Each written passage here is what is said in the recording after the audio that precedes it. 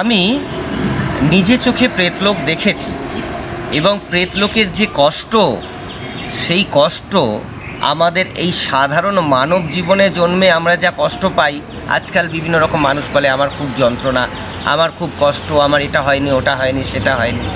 শোনো ভাই, দেহে থাকা মানে সর্বচৈতন্য সত্তা দিয়ে ঈশ্বর তোমায় জন্মগ্রহণ দিয়েছেন, সম্পূর্ণ ক্ষমতা দিয়ে জন্মগ্রহণ করেছেন। তুমি যত খুশি পুণ্য করো, যত খুশি পাপ করো। কেমন বেদান্তে বলছে পাপ পুণ্যের আবর্তের মধ্যে থাকতে নেই, তথাপি তিনি পূর্ণাঙ্গ চৈতন্য সত্তা দিয়ে জন্মগ্রহণ করেছেন, মানুষকে জন্ম দিয়েছেন। তুমি যা খুশি করতে পারো। দেবতার জন্ম, মানুষের জন্ম হচ্ছে দেবতার জন্ম, তাই দেবতা নিজে বারবার লালায়িত হন মনুষ্য কুলে জন্মগ্রহণ করার জন্য।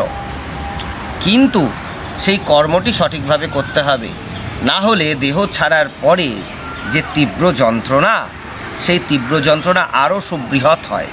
যেমন একটু আগে আমি বললাম, আকাশস্থ নিরালম্ব বায়ুভূত নিরাশ্রয়, আত্মা সর্বদা নিঃসঙ্গ এবং নিরাকার। এই নিঃসঙ্গ অবস্থায় জীবনযাপন আরও বেশি কষ্টের। আজকাল ইয়াং জেনারেশন ছেলে মেয়েদের মধ্যে দেখি সামান্যতম ব্যাপারে আত্মহত্যার প্রবণতা। এই আত্মহত্যা তো তুমি করলে, তোমাকে সম্পূর্ণ স্বাধীনতা দিয়ে জন্মগ্রহণ করেছেন, ভগবান জন্ম দিয়ে দিয়েছেন, যা খুশি করো। কিন্তু এই নিজের দেহটাকে নিজে আমি নষ্ট করলাম আত্মহত্যা করে, তারপরে যে জীবন, ওই আকাশস্থ নিরালম্ব বায়ুভূত নিরাশ্রয়ের জীবন, সেই জীবন আরও তীব্র কষ্টের, আরও যন্ত্রণাময় জীবন।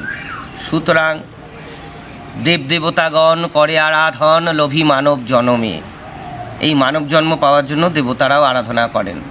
হ্যাঁ, আমাদের ধর্মশাস্ত্রের জগতে দেখা গেছে বারবার পুরুষোত্তম শ্রীরামচন্দ্র থেকে শুরু করে ভগবান শ্রীকৃষ্ণ পর্যন্ত এই মনুষ্যকুলে জন্মগ্রহণ করেছেন। সুতরাং প্রত্যেকটি মানুষই দেবতা, এবং প্রত্যেকটি মানুষই যদি সুন্দরভাবে কর্ম করে, তাহলে সেগুলি গ্রন্থে লীলারূপে আখ্যায়িত হবে।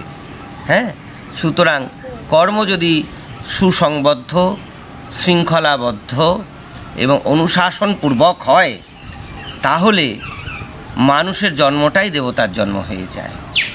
এখানেই তন্ত্রের জয় জয়কার। তন্ত্রের মাধ্যমে আমরা কেবলমাত্র এই শিক্ষাগুলোই পেয়ে থাকি।